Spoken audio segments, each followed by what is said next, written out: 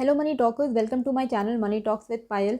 इस वीडियो में हम कवर करने वाले हैं कार ट्रेड को। कार ट्रेड आईपीओ के थ्रू इसी साल अगस्त में लॉन्च हुई थी और तब से लेके अभी तक में इसमें अराउंड 22% की रिट्रेसमेंट हमें ऑलरेडी देखने को मिल चुकी है। इसका ग्राफ आप देखो एकदम नीचे की तरफ जाते जा रहा है और कई लोग जिनका आईपीओ लगा था और या फिर जो लोग 1600, इसका आई थिंक 1608 का हाई है, ये वहाँ तक कई लोगों ने इस लेवल तक भी इसको ख़रीदा होगा कार ट्रेड को। जो लोग फंस गए हैं उनके लिए भी ये वीडियो है कि उनको आगे जाके अब क्या करना है।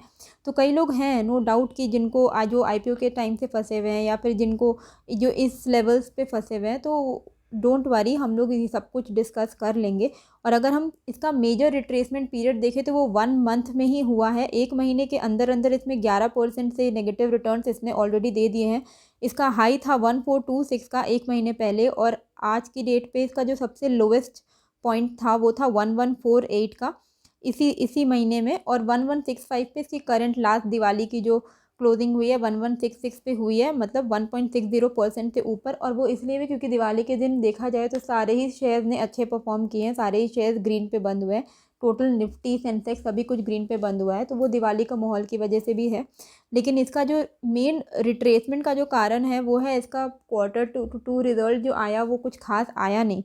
ठीक है, अगर हम इसके फिनेंशियल स्टेटमेंट को अभी देखें और जो लोग न्यू इन्वेस्टर्स हैं उनको क्या करना चाहिए, उनके लिए भी ये काफ़ी इंपॉर्टेंट होने वाला है कि कंपनी की जो सेल्स है वो कम हो गई है 11.56% से। तो इसकी जो कमाई थी सेल्स के थ्रू वो कम हो गई क्योंकि इसकी सेल ही कम हो गई, जिस वजह से इसकी जो रेवेन्यू है वो भी पूरे 3 साल, अगर लास्ट 3 ईयर्स से हम लोग कंपेयर करें तो वो कम हो चुकी है। ठीक है, अब जो कुछ अच्छे पॉइंट जो इस क्वार्टर रिजल्ट में हमें देखने को मिले वो था कि आप इसका टोटल एसेट ग्रोथ देखो, पहले 5.29% से बढ़ा था, इस बार 33% से बढ़ा है, विच इज़ गुड।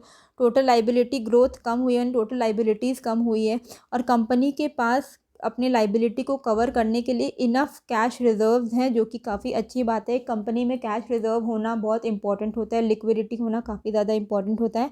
साथ ही कंपनी में लास्ट पिछले 5 साल के रिकॉर्ड में बिल्कुल कोई डेट नहीं है, मतलब बिल्कुल डेट फ्री कंपनी है। ओके, अब हम इसके रिटर्न ऑन इक्विटी की बात करें तो रिटर्न ऑन इक्विटी बढ़ी है, रिटर्न ऑन एसेट्स भी बढ़े हैं। इंटरेस्ट कवरेज मैंने आपको बोला ही कि इसके पास सफिशिएंट कैश रिजर्व है लाइबिलिटी को अपने कवर करने के लिए, साथ ही इसका इंटरेस्ट कवरेज भी बढ़ा है। पीई रेशियो अभी इसकी फ़िलहाल नहीं है, लेकिन हाँ वैल्यूएशन वाइज ये काफ़ी हाई थी जब ये लॉन्च हुई थी और तब मैंने आईपीओ रिव्यू में बताया था कि अब ओवर वैल्यूड है, तो आप लोग थोड़ा कॉशियस रहिए। वैसे भी ये 100% ऑफर फॉर सेल थी और जो आईपीओ 100% ऑफर फॉर सेल होते हैं वो मुझे पर्सनली उतने खास पसंद नहीं होते हैं, क्योंकि इसका मतलब है कि प्रमोटर्स पूरे के पूरे स्टेक को बेच रहे हैं। तो आप इसका, अगर मैं आपको दिखा दूंगी शेयर होल्डिंग, तो आपको समझ में आ जाएगा 100% ऑफर फॉर सेल क्या होता है। अगर हम इसका लेटेस्ट क्वार्टर रिजल्ट देखें तो इसने इस क्वार्टर में, Q2 में इसने नेट लॉस इनका हुआ है 35 करोड़ का, जो कि पिछले साल 10 करोड़ का प्रॉफिट था। ठीक है, तो डायरेक्ट वो प्रॉफिट से लॉस में चला गया, जिस वजह से इम्पैक्ट इसका देखने को मिल रहा है अभी हमें। ये लॉस, कंपनी भी नेगेटिव रिटर्न देते आ रही है जब से वो खुली है। ठीक है, लेकिन अब इसकी एक पॉजिटिव चीज़ें हम देखें तो वो ये है कि अभी कार ट्रेड ने बताया है कि उसका जो एवरेज मंथली यूनिक विजिटर्स हैं वो 34 मिलियन हुए हैं इस क्वार्टर में, जिसमें से 87% ऑर्गेनिक विजिटर है। ऑर्गेनिक मतलब जो ऑटोमेटिक अपने आप आते हैं विदाउट एनी प्रमोशन, या जैसे जब हम लोग कुछ प्रमोट करते हैं तो वो ज़्यादा लोग उसमें आते हैं ना, लेकिन अगर ऑर्गेनिक होता है कि जो विदाउट प्रमोशन भी आ रहे हैं, तो 87% ऑर्गेनिकली लोग इनके साइट पे विज़िट किए हैं। 34 मिलियन लोगों ने इनके साइट को विज़िट किया है। और इसका जो, क्योंकि इनका जो काम है कार ट्रेड का वो है बाई सेल करना अपने प्लेटफॉर्म, एक ऑनलाइन प्लेटफॉर्म है जहाँ पे बाई सेल होता है कार का।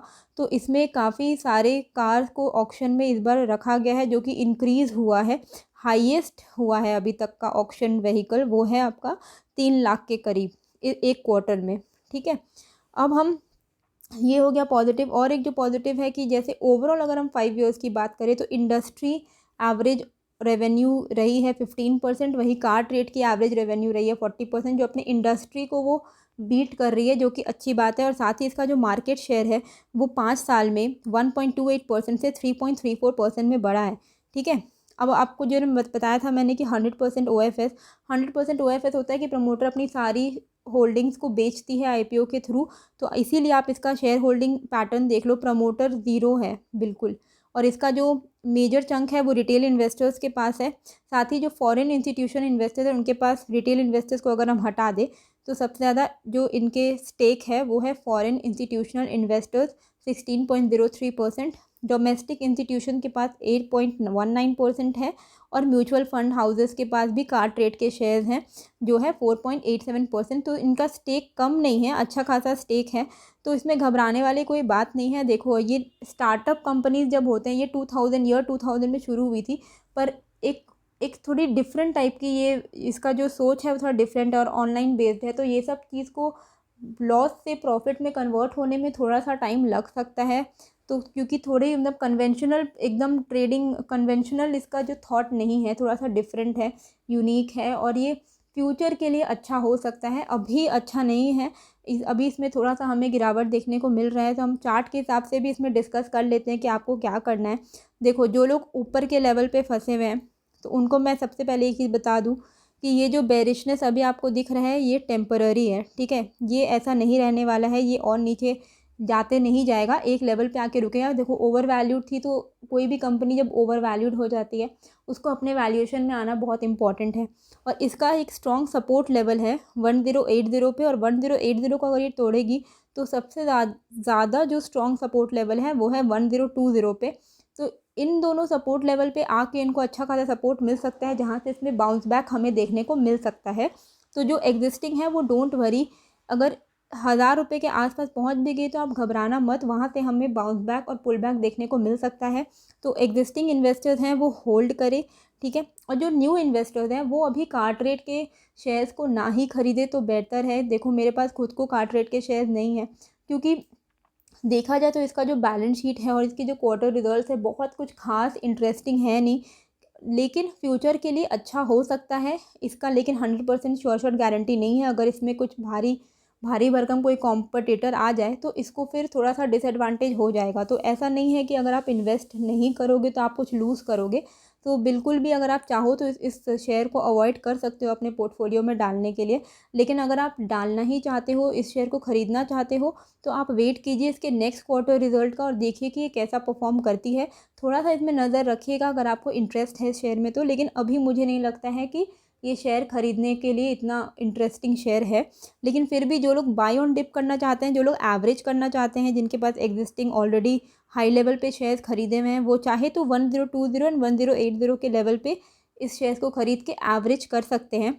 लेकिन 1020 को आपको ध्यान रखना है, अगर ये 1020 मतलब 1020 का स्ट्रॉन्ग सपोर्ट लेवल ये तोड़ देगी तब ये स्टॉक हो जाएगा वीक और फिर ये काफ़ी नीचे जा सकता है।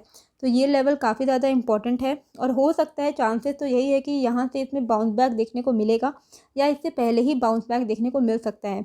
नियर टर्म रिकवरी हमें जल्दी ही देखने को मिल सकता है, और जो इसका इमीडिएट रेजिस्टेंस लेवल है वो है 1280 का। तो 1280 अगर ये पहुंच जाती है और वहाँ पे रेजिस्टेंस फेस करेगी, पर अगर ये रेजिस्टेंस को तोड़ देगी तो इसका जो नेक्स्ट टारगेट होगा वो होगा 1390 का। तो डोंट वरी, जो लोग हाई लेवल पे फंसे भी हुए हैं तो 1390 क्रॉस करेगी तो ये फिर 1400 के करीब जाएगी, और उसके बाद ये 1600 भी जा सकती है। तो जो लोग भी ऊपर के लेवल पे फंसे हुए हैं वो डोंट वरी, उनका जो बाइंग प्राइस है वो ज़रूर से ही कवर हो जाएगा। मेरे हिसाब से आपको एवरेज करने की ज़रूरत नहीं है इस शेयर में, ठीक है। अगर आपको एवरेज करना है या फिर आपको पैसे लगाने हैं तो बहुत अच्छे स्ट्रॉन्ग ब्लू चिप कंपनीज़ में लगाइए, ठीक है। कार ट्रेड में अगर आपके पास एग्जिस्टिंग शेयर्स हैं तो वेल एंड गुड, उसको और ऐड मत कीजिए। जिस भी लेवल पे आपने लिया हुआ है, 1600 के लेवल पे भी लिया हुआ है तो भी आप उसको होल्ड कीजिए। आपका जो बाइंग प्राइस है अभी नहीं तो बाद में वो ज़रूर से कवर हो जाएगा, ठीक है। तो होप आपको वीडियो अच्छी लगी होगी, अगर हाँ तो प्लीज़ लाइक शेयर कमेंट ज़रूर कीजिएगा, और जो नए सब्सक्राइबर्स जो नए लोग हैं वो प्लीज़ सब्सक्राइब कर दीजिए। मिलते हैं फिर एक नए वीडियो के साथ। Thank you.